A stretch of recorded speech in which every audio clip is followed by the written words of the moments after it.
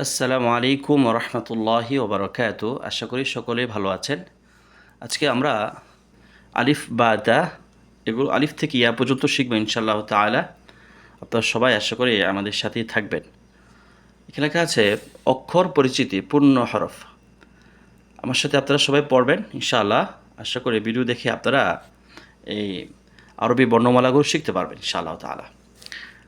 আলিফ, আলিফকে বলতে হবে আলিফ, বা, তা, সা, সা এভাবে বলতে হবে।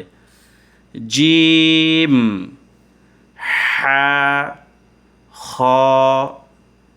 দাল, দাল, র, জা, সিন, শিন, صاد ضاد ط ظ عين غين فاء قاف كاف لام ميم نون واو ها همزة ইয়া ইয়া।